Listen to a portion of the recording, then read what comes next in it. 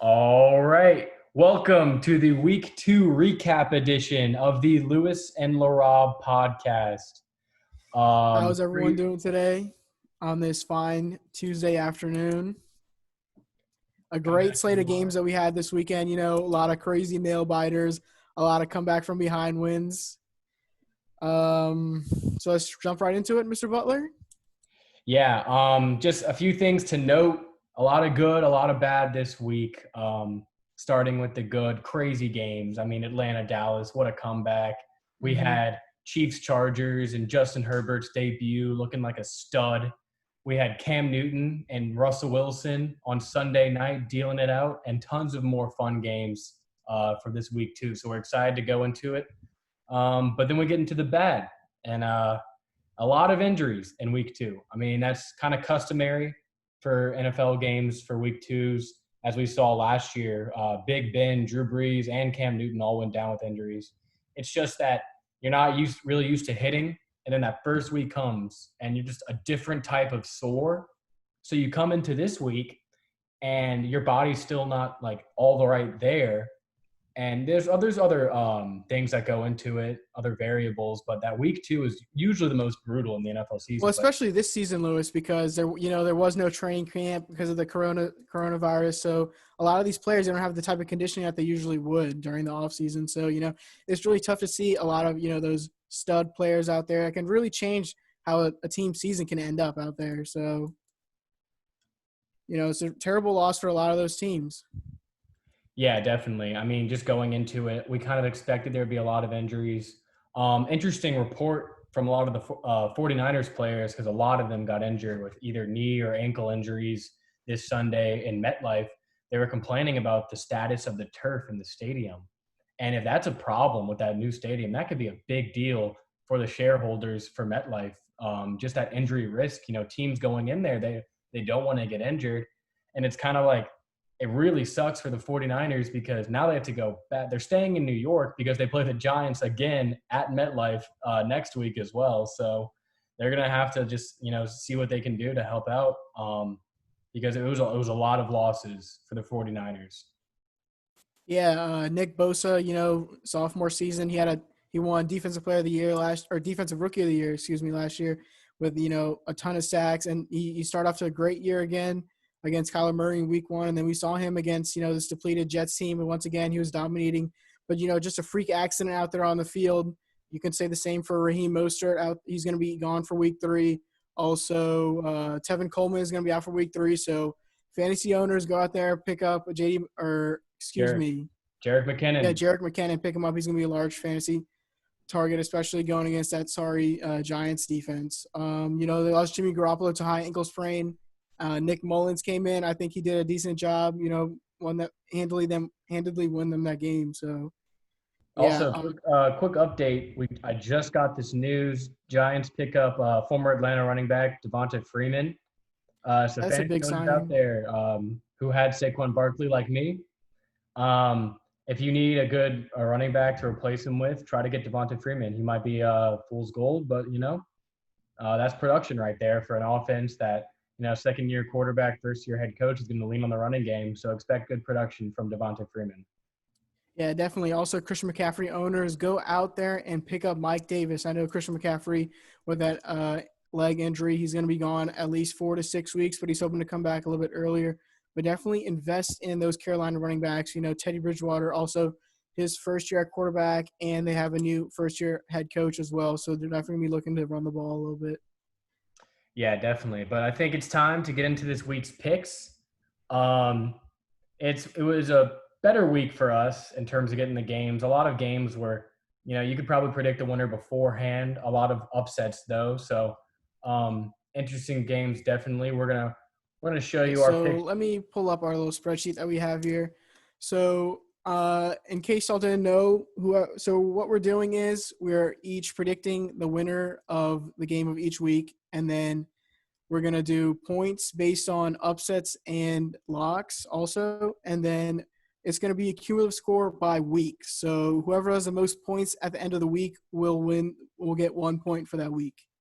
So let's looking at our picks here for week 1. I had an upset in Green Bay.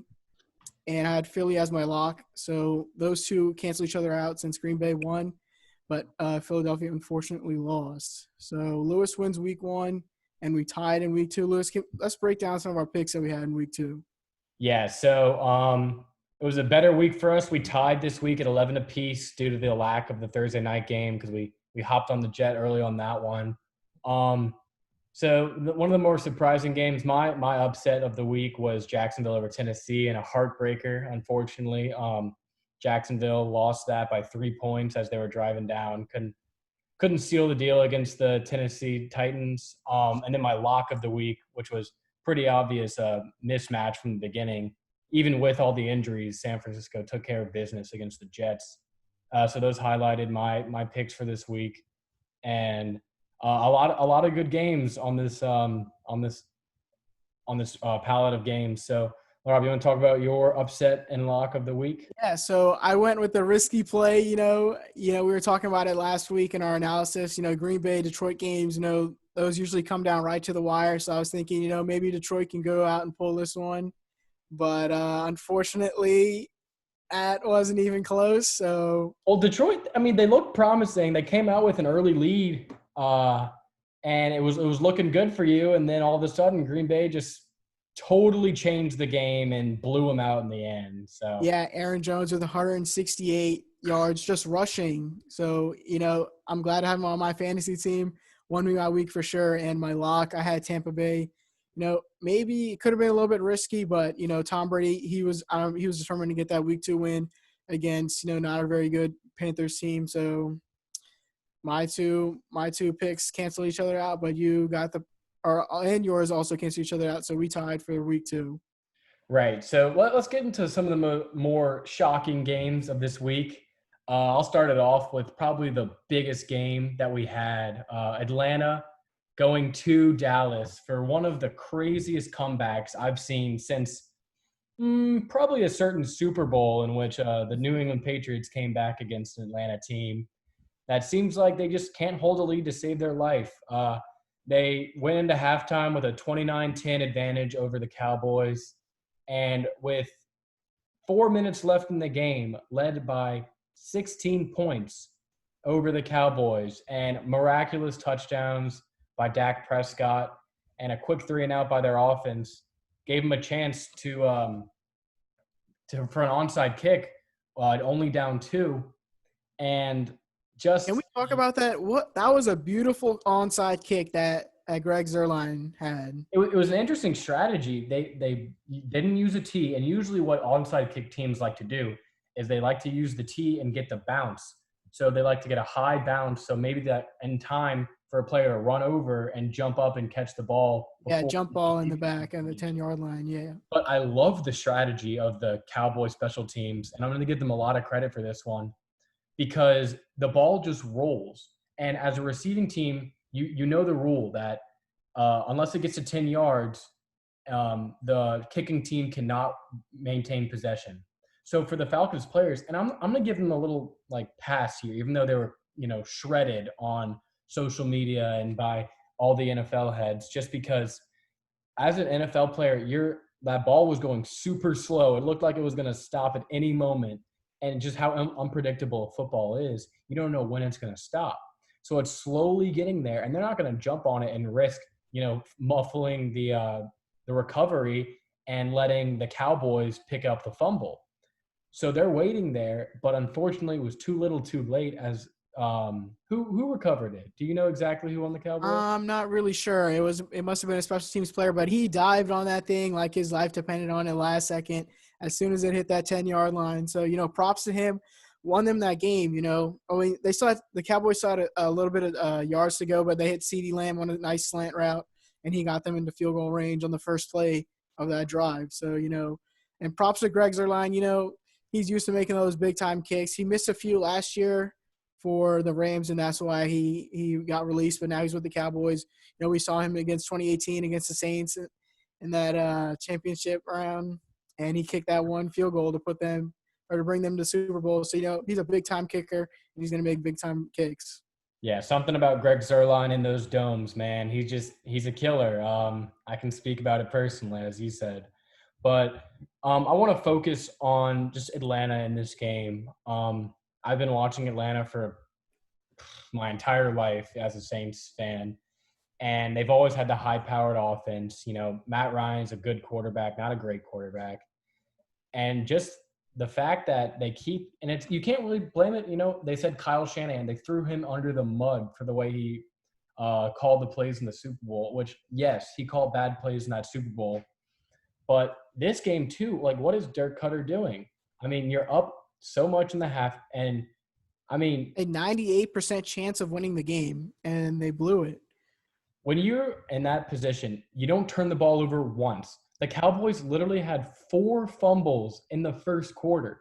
So you already had a 3-0 turnover. And those two fake punts that they had, and they did not convert on either one of those. Yeah, I mean, it was just super sloppy play by the Cowboys. You thought from the beginning that the Falcons were just going to run away with this one. And if you were to tell me that the Falcons would score 39 points at Dallas and have 0 turnovers and only 1 sack let up on the entire game, I would have told you Atlanta would have won that game by 30.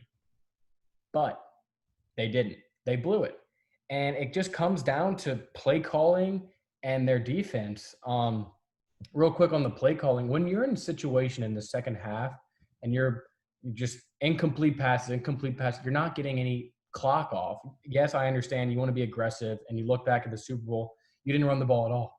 And this year, Todd Gurley looks like an absolute shell of himself. I did not see a run where he got over 5 yards. It looked like it was just him running through mud, or like a negative 2-yard start for him every single run. Ito Smith looked like the best running back for the Falcons that game. And when you're paying that guy that much, you traded for him, and you're putting your stock in him being a great running back and that 30 touchdowns in 2 seasons running back that you're hoping you're getting, and he looks nothing like that. Yeah, you hit him the ball 21 times, and he rushes for 61. So, not even 3 yards or barely 3 yards a carry. So, you expect a little bit more out of them, especially with Matt Ryan, how he opened up the passing game early on. You think they were like create some more gaps for him to run through, but he was going nowhere the whole game. Yeah, definitely. And their offensive line played a pretty good game. They played pretty clean. Only 1 sack let up on the entire game by Everson Griffin pickup from the Vikings. So you'd be pretty proud with your offensive line performance. It just comes down to execution. You can't go 3 and out, 3 and out, 3 and out when you're up by so much. You need to have sustained drives that at least result in some sort of points. 0 points in the third quarter and only 10 points in the fourth. Meanwhile, the Cowboys have scored 27 in those last 2 quarters. You're not going to be able to come back from just a blowout in the second half like that. So yeah, definitely, bad game by the Falcons, bad clock management, bad management in general. But kudos to the Cowboys. You really see Dak Prescott emerge as a leader for this team. He never gives up, and it seems like he plays his best when he's down in the game. I don't know why. It just like whenever the Cowboys seem like they're counted out in a game, he comes back. But if they're up in a game, it seems like he kind of plays a little too conservative, which when the Falcons did this game. So I commend Dak Prescott for his performance. 45 points for me in fantasy, but 3 rushing touchdowns, 450 yards in the air, and an additional passing touchdown. Their offense stayed in it. They stayed persistent, and they were moving the ball a lot in the first half. But like we said, those turnovers and just poor management by Mike McCarthy they kept shooting themselves in the foot. So you come into this game and it's, you can get a significant lead on the division because everyone else seems to just be falling apart. And this is almost like a must win. Like if you can get this advantage. So credit them for coming back, and Falcons do better. Yeah, definitely. You saw CeeDee Lamb, the rookie, go for over 100 yards, and Amari Cooper also go for 100 yards. So, you got to give a lot of props to Dak Prescott. He didn't sign that big extension during the offseason. A lot of people thought he would, and a lot of people thought he was being selfish for it. But there's a statement game for him out there on Sunday afternoon to come back. Only 2% chance of winning, like I said earlier. So you got to give major props to him. He has a big heart. He's never going to let the scoreboard ever, bring him down or anything like that. He's always going to keep fighting. So, yeah. So let's move on to the Sunday night football game. My Seattle Seahawks against the Patriots. This was their second matchup since the unfortunate events of Super Bowl LIX. We all know about the interception at that 1 yard line. So let's talk about that game a little bit. Russell Wilson, he goes for 21 of 28 and 5 touchdowns and interception. They come out on the first drive. Greg Olsen, a veteran tight end on a simple crossing route, just pops the ball up into the air, and one of the McCourty twins takes it back for a pick six. So really bad start for them. But, they come back and they score on their next 2 drives, and you think they're going to put this game away easily. But Cam Newton says no. He throws for almost 400 yards, an amazing night for him against, a Seattle defense that lost a couple key pieces. Quandre Diggs on that illegal hit to N'Keal Harry, he was ejected. And then their backup safety, also he's injured, and I think he's going to be out for the whole season as well. So, tough losses for them in the back half of that secondary.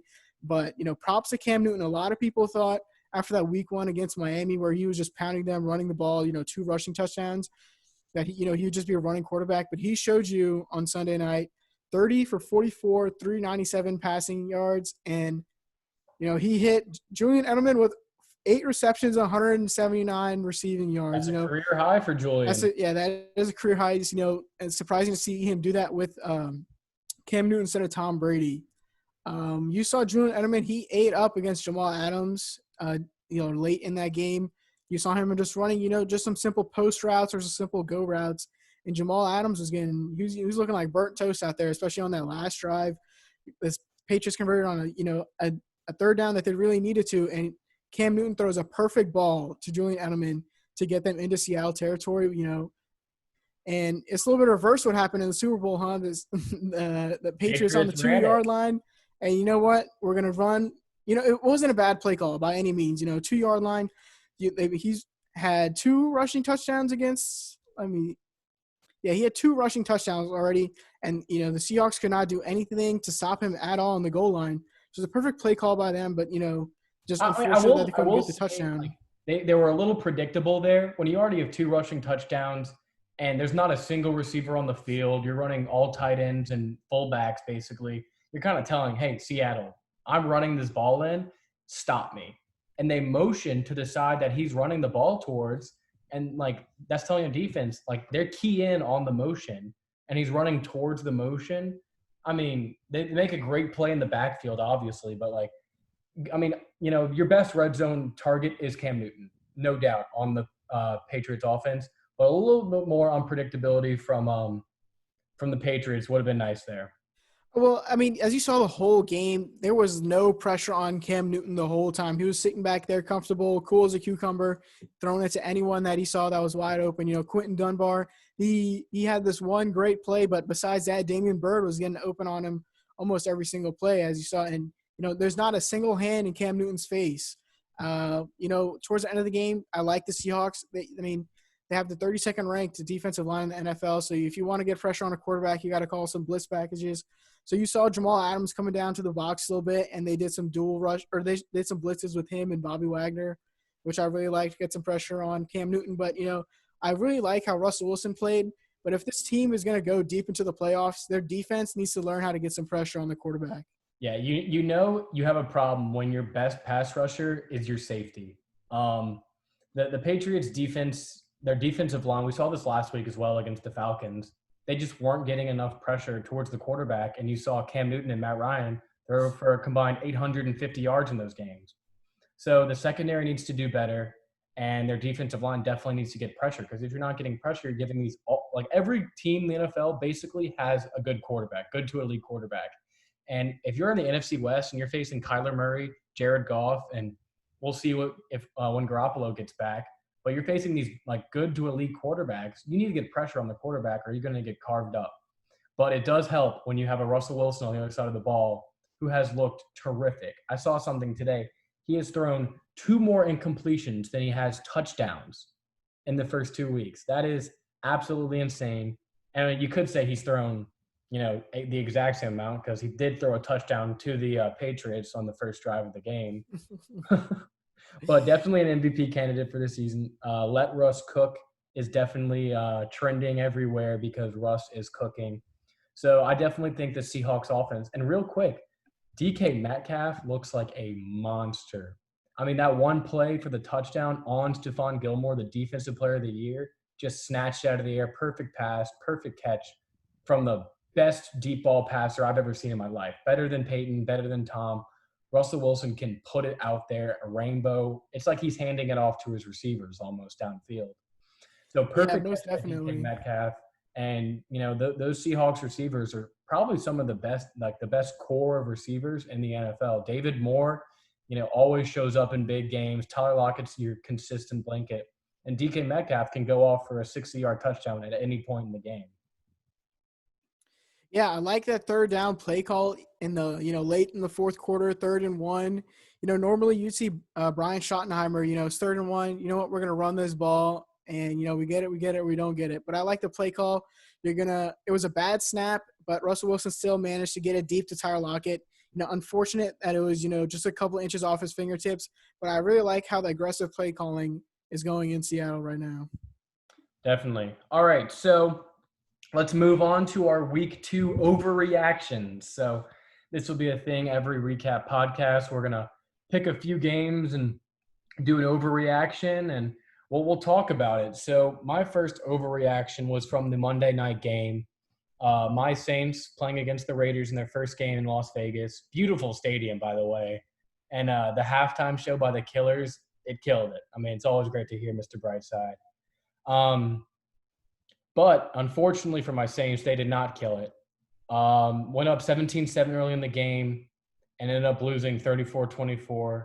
My overreaction is one of my favorite quarterback of all time, Drew Brees. It hurts to say, but he's old and he's lost it. He just does not look impressive. Granted, no Mike Thomas really last week and, definitely this week due to injury. So that's your number one target, 99 overall in Madden. Definitely a substantial loss. But, I mean, just plays down the field. Like, you don't see that at all from Drew Brees. I mean, the stats can deceive you. He had 312 yards and a touchdown and a pick. And so you're like, 300 yards, that's pretty good. Most of those yards were run after the catch. Alvin Kamara was making the Raiders defense look silly out there. Just from 2-yard checkdowns, swing passes to the outside. That's where he was getting most of his run after the catch. And that's where Drew Brees is getting most of his yards. So, I mean, if you don't have that consistent valve of Alvin Kamara always there to just dump it down to against a better defense, you're not going to score 20 points in this game, let alone 24. I mean, really rough showing for the Saints in the second half. It wasn't just Drew. And, I mean, Drew put them in a position in the end to try to come back and win with a great drive down the field. It only took 3 minutes. So I'm going to give credit to the offense for at least trying to get them back, but just sloppy play overall from the Saints. Over 130 yards of penalties in this game. It's not going to do it against any team, let alone a good team in the Raiders. So, I mean, just disappointing performance. The defense, Malcolm Jenkins looks like he needs to retire. He looked awful. Anyone who guarded Darren Waller at any point in the game looked awful. Darren Waller looked like Tony Gonzalez and Rob Gronkowski had a baby, and this freak of nature popped up for 12 catches and 100 yards. Cam Jordan, I talk about this whenever I'm watching football with my friends, is certain positions, if you never hear their name mentioned in a broadcast, it's a good thing. If you don't hear your star cornerback's name in a game, it's a great thing. No penalties and no catches on him. That's good. But when you have a receiver or a defensive lineman and you don't hear their name at all, it's concerning. Where is Cam Jordan? I mean, this is a good offensive line, but you need to do something. We weren't getting any pressure on Derek Carr in the second half.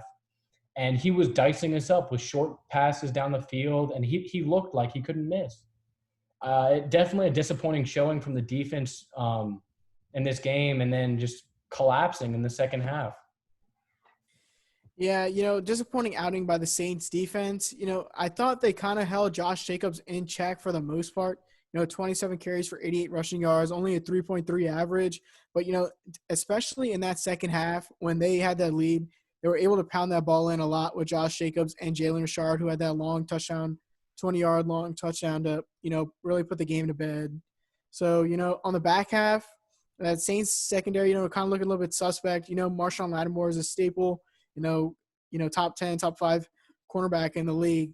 But, Janoris Jenkins, we saw him have that pick six against Tom Brady but he needs to step up a little bit, especially in that back half. We saw Marcus Williams. He got torched on that one touchdown to Zay Jones on that little out route. So, this defense held Tom Brady in check, but somehow they allowed Derek Carr to score 34 points. So, I really don't know what happened to that Saints defense on Monday night. Yeah, I mean, it was just sloppy plays, too many penalties, too many third downs where we can have a chance to get off the field and give the ball back to our offense, and penalty, pass interference, holding. It was a really rough showing for the defense, and then poor tackling. That last touchdown by Rashard that basically iced the game. How many Saints were in a position to tackle him? Marcus Williams had a bad tackling night. Malcolm Jenkins had a bad tackling night. Just getting players on the field down tackled with your first primary defender, that was a big problem for the Saints. And that, I mean, granted, it's usually a problem for the Saints earlier in the season, but when you've had this much consistency for this long of a time for a Saints organization, you can't be having these excuses. You'd assume that this team, which keeps the same quarterback, same coach, and basically the same pieces defensively, a few new pieces here and there, you expect them to be a lot more consistent and a lot cleaner on offense and defense, and that just wasn't the case tonight. Credit to the Raiders. Derek Carr had a great game. Josh Jacobs didn't really have a great game, but Darren Waller, like I said, played amazing. Their defense in the second half was able to hold Drew Brees and get them off the field in third downs. So definitely credit to the Raiders in this game. They deserve the win in their first home game in Las Vegas. So credit to them, but Drew Brees not looking good. Well, that's definitely a little bit of an overreaction. We saw Drew Brees early on in the year last year against the not the Raiders, but the Rams, and maybe it was week 1 or week 2.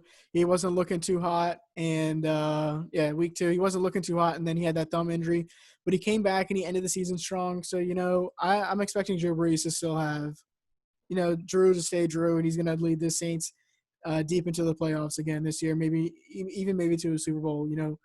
I hope so. Just an overreaction though. Yeah.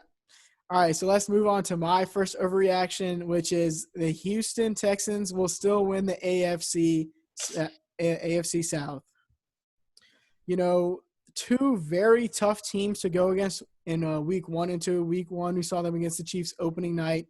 They got dismantled by Patrick Mahomes. And then week 2, you come in, you face – or the reigning MVP comes into your building, and he just tears you apart, The Ravens had 230 rushing yards on the ground on 37 carries, averaging 6.2 yards per carry. Meanwhile, the Texans, I know they're down most of the game, but 17 carries for 51 yards. I mean, you brought in David Johnson, and, he had a good outing against the Chiefs, but on Sunday afternoon, he was not looking too hot.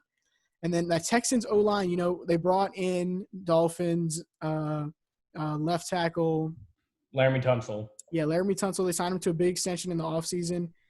But, besides him, this offensive line was looking very suspect. Deshaun Watson, he had no time in the pocket at all. He was sacked 4 times, and he had 22 hurries.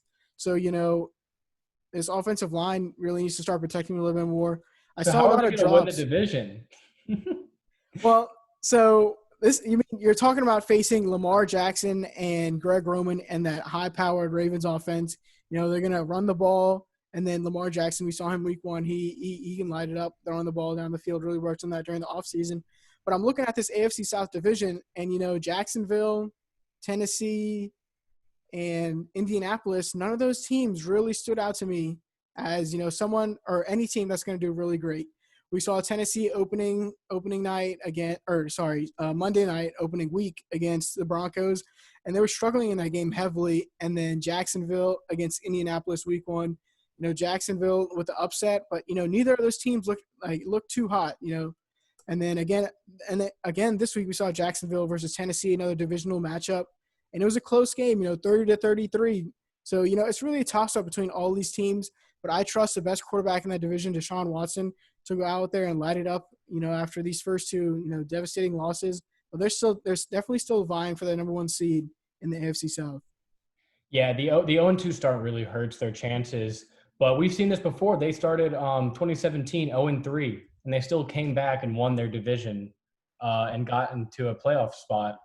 But I will say the rest of the division looks, like you said, it's kind of a toss-up. I liked how the Colts looked against the Vikings, a bounce back from their loss against Jacksonville in Week 1. However, they did sustain some serious injuries to some key players, and Paris Campbell and Malik Hooker, who both seem to be out for the year with different leg injuries. So unfortunate losses from them, but their defense looked a lot better in this Week 2 matchup as they were able to pick off Kirk Cousins 3 times and really get to him and disrupt him. So if they can lean on if this defense can show up and show out, and especially against games against the Texans, where they can get into the backfield against that suspect offensive line and really disrupt Deshaun Watson, then I think they're going to have a good job.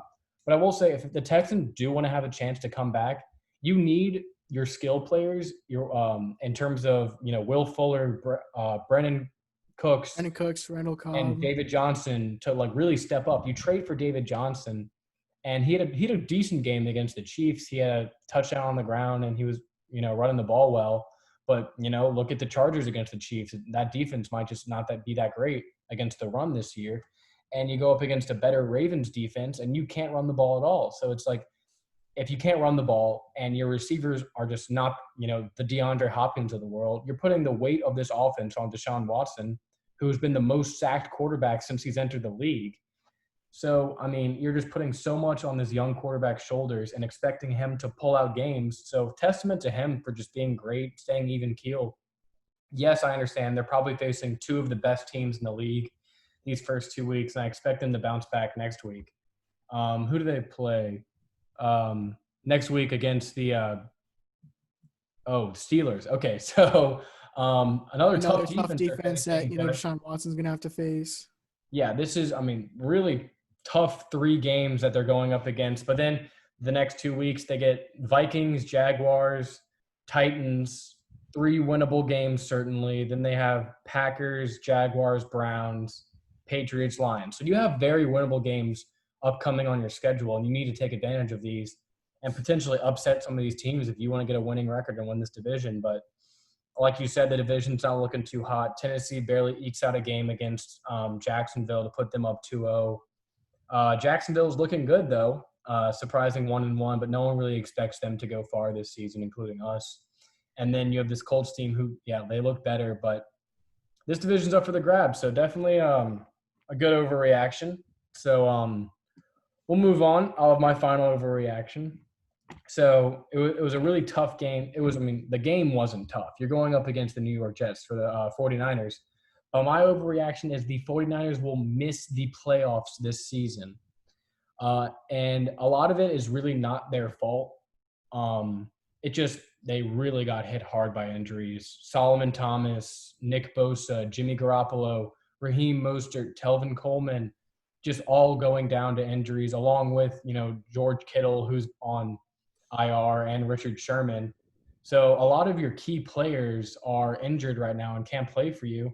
And you're facing a very tough division where all the rest of your teams are either 2-0 or 1-1 in terms of they're all 2-0. No, the rest, everyone else is 2-0. Yeah, that's a very tough division that they're playing in. Have won convincingly, including the Cardinals, who have already beaten you. So, and they're facing this AFC East schedule where most of them are going to be favored against the Jets, Bills, and Dolphins, and then a tough game against the Patriots, but they'll probably be favored in that one as well. So as a 49ers fan, I'd be scared right now looking at the caliber of my own division and the NFC in general when, you're probably going to get 2, maybe 3 playoff teams out of your own division, 2 teams out of the NFC South, 1 of the NFC least, and maybe 1 or 2 out of the NFC North. So a lot of things are going to have to change. Nick Mullins is going to have to come in and play good quarterback in place of Jimmy Garoppolo for the next few weeks, while you have Jerick McKinnon holding down the running back position, and he's going to have to play lead back instead of running back by committee, which they've had for the last season when they were one of the best rushing attacks in all of football. So there's definitely substantial concerns with this team. This defensive line is ravaged, and that's kind of like what they hang their hat on defense, getting to the quarterback. So it's not looking good. They're 1-1, and I say they missed the playoffs. What say you? I mean, that's definitely an overreaction by you. Super Bowl. They went to the Super Bowl. They represented the NFC in the Super Bowl last year. But I think I have to agree with you. Maybe Jimmy Garoppolo, he can come back, in a couple of weeks and light it up. But we didn't see this team rely on him a lot, especially during the playoffs last year. They're a running football team, like you said, running back by committee last year with the trio, or not the trio, Jerick McKinnon. He had a torn ACL, so he was out for most of last year. But Tevin Coleman and Raheem Mostert, you saw them run wild all over defenses last year. Well, they had Matt Breida last year as well. Yeah, Matt Breida also. So, they were running wild all over defenses after they got, they get off to an early lead, and then they just pound the rock, as you saw against Green Bay last year. They just decimated the Smith brothers on defense. So, we know the identity of this team is a running football team, and with Nick Mullins at the helm, I really don't know how they can figure in that tough NFC West. All right, so let's move on to my final overreaction, and that is Justin Herbert wins Rookie of the Year. We saw him Sunday afternoon against the Super Bowl champs. He was called in to play, seconds before kickoffs after a freak injury to Tyrod Taylor, a chest injury that they haven't disclosed much about. But, he's a rookie. He gets in there for, his first start, seconds after kickoff or seconds before kickoff, and he goes 22 for 33 and 311 yards and a touchdown and an interception and also a rushing touchdown. So let's talk about his performance a little bit. So, he comes out on the first couple drives and he gets a rushing touchdown. Maybe you can give that up to the Chiefs defense. They didn't know, how this rookie is going to perform. But throughout the game, you saw him making, he's standing tall in that pocket. He's taking nice hits from Chris Jones. Frank Clark got injured during that game. Prayers up to him. But, another one of the injuries in week 2. But you saw Justin Herbert standing tall in that pocket, taking shots to to his jaw, and he's still launching that ball deep, hitting Mike Williams and Keenan Allen, throwing for 300 yards. And he had them in that game for, almost – even going into overtime, he had them in that game. A questionable call by Anthony Lynn to punt the ball in overtime and give it back to the Chiefs offense, that just couldn't be stopped in the late third quarter and most of the fourth quarter. So, questionable play calling by him, but I really like what I saw out of Justin Herbert. Yeah, I'm going to have to disagree with you on that. No, I think Justin Herbert's a good quarterback, but there's a lot of questions regarding this Chargers team. Anthony Lynn came out right after the game in regards to who their starting quarterback would be when Tyrod Taylor came back. Because Justin Herbert played so well, those questions are warranted. And he said that Tyrod Taylor will remain the starter and basically said that Justin Herbert is the backup. So you're wondering how much Justin Herbert's going to get playing time in the future. It looks like Tyrod Taylor is going to be doing better. He may not play next week. He might play. Personally, I think they should play the first-round draft pick in Justin Herbert. Definitely give him some run. And he looked great against the Super Bowl champions. Like, let him, take control of this offense. He looks poised. He looked good out there. But I'm also going to say Rookie of the Year. You have impressive running backs, J.K. Dobbins, Jonathan Taylor, Clyde Edwards-Helaire, along with, Joe Burrow, who has looked great in his first 2 starts already. So you got some good competition throughout the NFL. So I don't really like Justin Herbert's chances of winning Rookie of the Year this season due to the competition and the opportunity he's going to have to continue this season. I'll have to disagree with you there. You saw week 1, Joe Burrow go against this Chargers team. And this Chargers, that game was close. It came down to the very wire. And this Chargers team very well could have lost to that Bengals team, which we saw last Thursday night, which is not that good. So, if this team keeps on playing, if they continue with Tyrod Taylor as a starter and, he keeps on not playing that well, you could very well see Justin Herbert take that leading role. And, I believe he has better weapons around him than Joe Burrow does. So, Keenan Allen, Mike Williams, Austin Eckler, Joshua Kelly, the rookie, he had a very nice weekend with 23 for 64. So you saw him as a bell cow running back. So he has a lot of weapons around him that he can use. You saw him hit Hunter Henry on a lot of throws, that big tight end option. So he very well, him and Joe Burrow are going to be vying for that offensive Rookie of the Year. Yeah, I just think it's going to come down Rookie of the Year. It's going to come down to just, 16 games for Joe Burrow, barring injuries, knock on wood, versus an unquestionable amount of games for Justin Herbert. And if they keep playing the way they're playing based off what we've seen so far, it's going to come down to, who played the more games. And I think it's going to go to Joe or one of the running backs. So let's move on. Those were our overreactions for this week. Now we're going to go into a new segment called 0-2 versus 2-0. We're going to pick – each of us are going to pick one 0-2 team that we think still has a chance to advance in the playoff, to make the playoffs and make some noise, even though they might be written off already, and a 2-0 team who won their first two games but we think is not that good and it's just fool's gold. So I'm going to start with my 0-2 team first, and that is the Eagles. Eagles starting 0-2, two disappointing losses and pretty bad losses to the football team and the Rams on Sunday. Why I think they could still make the playoffs. Looking at the NFC East, every team in that division, should be basically 0-2, except for the football team who beat the Eagles. Cowboys get a very lucky win. Granted, they deserved it, but it was very lucky for them to come out of that game against Atlanta. So they should be 0-2. And the Eagles play a really good Rams team in their second week. So, they're missing a lot of guys via injury who are expected to come back.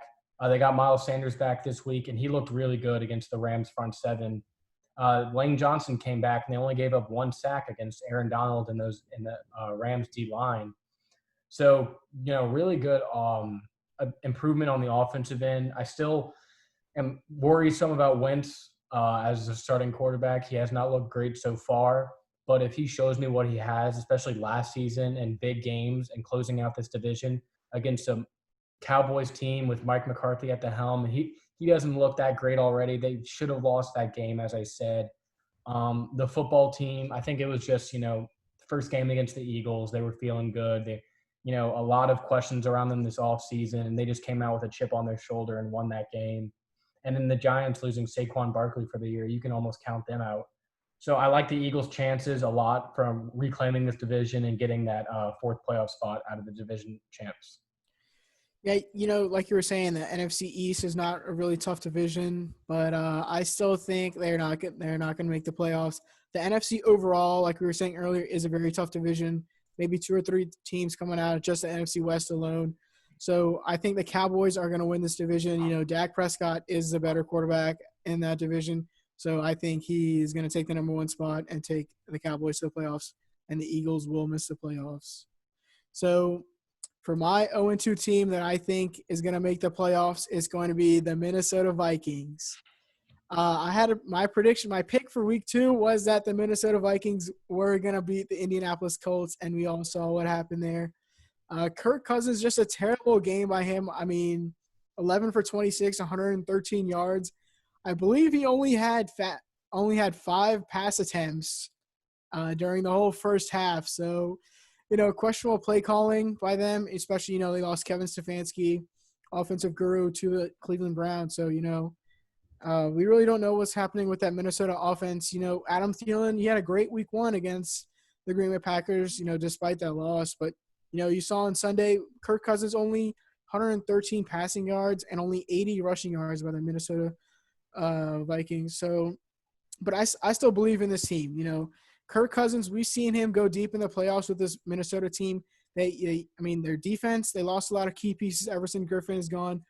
Xavier Rhodes is gone. But they still have some Anthony Barr was hurt on the weekend during that game, but he's going to come back during the season. So I still expect that defense to step up. Mike Zimmer, he's a defensive coach. He knows what he's doing out there. Harrison Smith, all-pro safety. Anthony Barr, Eric Kendricks. So that defense, I still believe in them. They can still take this team to the playoffs. Maybe not take the number 1 seed in the NFC North, but they're still vying for a playoff spot. They have Dalvin Cook as a running back, top 2-3 running back in the league. So they're probably going to have to depend on him more during the season. And, yeah, what's your take on that, Lewis? So I'm going to disagree with you. As we were talking earlier about, similar cases were brought up for, if they're going to win the playoffs or get into the playoffs, they're probably going to have to win their division. Just the strength of the wild cards this year in the NFC are going to be great. And this Vikings team just does not look on caliber with any of those teams. So if your bet is for them to win the division, they're going to have to get through this 2-0 Packers team, which has looked great so far in the season. And this Vikings team has looked awful so far in the season. Gary Kubiak calling the plays now in place of Kevin Stefanski. He's trying for this run-heavy offense, and it's, Dalvin Cook, he's been playing well, but, you're not getting the production you'd like out of a star running back in this league. And Kirk Cousins looks like a shell of himself right now in these first two games. So if he needs to have a major bounce back from these first two in order if they want to have any chance at sniffing the playoffs. And I'm really worried about their chances of going up against Green Bay and that offense. Are they going to be able to score with some of the better offenses in the league if they're, with this Gary Kubiak run heavy offense and your offensive line is not protecting and just not playing well along with your quarterback, that any defensive back in the NFL is just waiting to play so they can get 3 interceptions against him, as we've seen in these first two games. So I've not been impressed with Kirk Cousins and his Vikings team. Really looks shocking after a promising end of the season last year. Rookies, they have a young defense. They lost Everson Griffin. They lost Xavier Rhodes. And they lost Sendejo as well in the secondary. And you replace those with mostly rookies. So you're going to get carved up by Phillip Rivers and Aaron Rodgers, as they were, shown to be carved up by. But it's going to be a long haul for them to try to come back and make the playoffs this season. All right, so now we're going to go into our 2-0 teams who, yes, they've won their first two games, but we don't think they are that legit. I'm going to start this one. The Chicago Bears are 2-0. This week they beat the New York Giants, and in week 1 they beat the Detroit Lions. Not good opposition at all. Both those teams are now 0-2. So you can kind of see there's definitely cracks in this team. Mitch Trubisky, as your starting quarterback, is always going to be a concern for this team. They have very rougher strength of schedule coming up for them in the next few weeks, along with a few Packers games on their schedule. And they face the NFC East. So you could see them making a few games. Does this team go 9-7 and maybe get the 7th wild card spot? Maybe. Their defense has not looked as good as it was in that 2017 season where Khalil Mack was just getting off on the quarterback and their pass rush was unstoppable. No, the Giants easily could have come back in this game and beaten them as Daniel Jones driving down the field, and they put him in a position to score a touchdown, but unfortunately just was sacked on one of the last plays of the game. So there's definitely question marks on this team regarding their offense. Allen Robinson is trying to get a trade request if his contract can't get extended. They extended Tariq Cohen, which was kind of like a FU to Allen Robinson, just saying, we're not going to pay you yet. If you're going to try to trade out of here, we're going to trade your ass before we extend you. So, this team, they're already having locker room problems, front office issues. Yes, they're 2-0. They beat 2 of the worst teams in the NFL. It's going to be tough sledding for them going forward. I do not think they can make the playoffs, especially in that division with Green Bay. Yeah, I definitely have to agree with you there. This team is 2-0, but it could very well be 0-2. Props to Mitch Trubisky in that week 1 against Detroit. They also had a only 2% chance of winning that game. But, props to him. He came back and beat the Lions. But we know the Lions are a bottom feeder team. They have been in the league for a very long time. So, maybe coming back and winning that game wasn't that much. And then once again, we saw them against the Giants. And, they lose Saquon Barkley, early in that game. And it's Daniel Jones. And I don't understand how that Chicago Bears defense can keep Daniel Jones in the game that long. It's coming down to the last 10 seconds of the game, and they're driving down the field. And, one play on the goal line, they score the touchdown, and they lose this game. So, I have to agree with you there. The Chicago Bears defense, very suspect. And then Mitch Trubisky, 1 week he can be Patrick Mahomes, and the next week he can be Mitch Trubisky again. So very questionable on the offense. Allen Robinson, I really liked him whenever he was with Blake Bortles in Jacksonville. He used to put up those 1,000 yards receiving yards a season with 12 or 13 touchdowns. So he's a great wide receiver. And it's kind of questionable how they extended Tariq Cohen, their backup running back, instead of their number 1 overall wide receiver. So questionable by the front offense, questionable on the defense, questionable on the offense, question marks everywhere all over this team, and very questionable 2-0 team. All right, so that's going to wrap up the week 2 recap. One more segment. We're going to look forward. We're going to be making our Thursday night predictions during our recap podcast, just so we can get those out of the way. This Thursday night game, everyone's excited for it. One of the best games of the week. We have the overpowered Miami Dolphins going in to the jungle of Jacksonville, two powerhouses squaring off on one another. Let me pull up the line real quick for this game. Let's see, week 3. So, yeah, Jacksonville is favored by 3 points in this game, 7:20 game Thursday night. Quick notes from this game in terms of injuries. We have a bunch of players questionable. DJ Chark, Josh Lambo, the kicker, Brandon Watson, and Brandon Lindner, the center for the Jacksonville, are all questionable. And then for the Dolphins, Shaq Lawson, Xavier Howard, Eldon Roberts, Clayton Fairbairn, and Devontae Parker are all questionable as well. So no big marks on the injury report. Going into this game, I've liked what I've seen so far from the Jaguars. They've really impressed me with their performances the last 2 weeks, with the win over Indianapolis and a really close game between the AFC Championship appearance, Tennessee Titans. So, I mean, Minshew has been a lot better than expected this season. One of the most accurate quarterbacks in the league. Real quick, look at his numbers from week 2. Yeah, another very efficient game for him, going up against a suspect Miami defense that led up 400 yards passing for Josh Allen and that Bills offense, which really isn't known for their passing attack as much. So expect Minshew to have a good game in this one.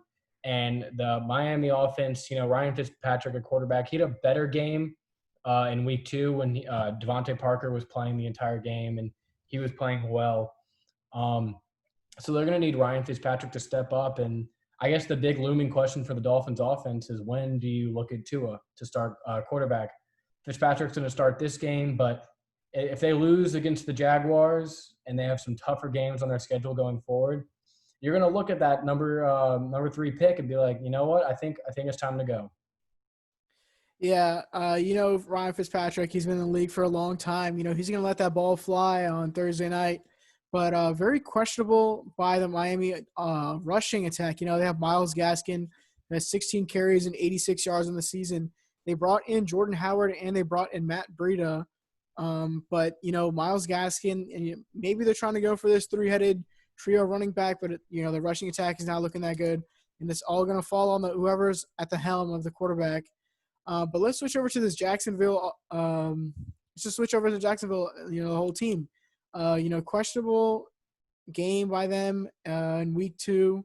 They very easily could have won it. Only a field goal game. They're in it, till the very end. So, I really like Gardner Minshew. A lot of people thought, the Jacksonville Jaguars are going to tank this year and they're going to try, go for number 1 overall pick, maybe get Trevor Lawrence. But, it seems like they have a stud here in Gardner Minshew. 6 touchdowns on the season, only 2 interceptions. He came out week 1, statement game, beating the Indianapolis Colts. Also, they lost Leonard Fournette, but James Robinson looks like he's doing a great job filling in. 32 carries, 164 yards, and a touchdown on the season. So 8th in the league in rushing so far for James Robinson. Yeah, very unexpected. You thought they maybe have Chris Thompson as their sitting back and Raquel Armstead as that ground and pound, but Myles Gaskin looks like he's gonna be that number 1. We already know DJ Chark, he had the astounding breakout last year with Gardner Minshew. So, look for him on Thursday night, especially against this, Miami defense that gave up 450 passing yards to Josh Allen on Sunday. All right, so predictions in this one. Jacksonville is favored by 3. I'm going to go Jacksonville in this game. I'm going to go 27-20. Dolphins score late to make it look closer than it actually is. Yeah, 2 high-powered offenses here at quarterbacks who are not afraid to let it fly. I'm going to go 34-24 Jacksonville. High-scoring game in this one. Yep. All right, so that's going to wrap up this recap, and looking forward to this next week of football. We got some great games lined up for us. headlined by the Monday night game, Ravens Chiefs, the game everyone's super excited to watch. So we'll have our predictions episode out. We're doing that Saturday.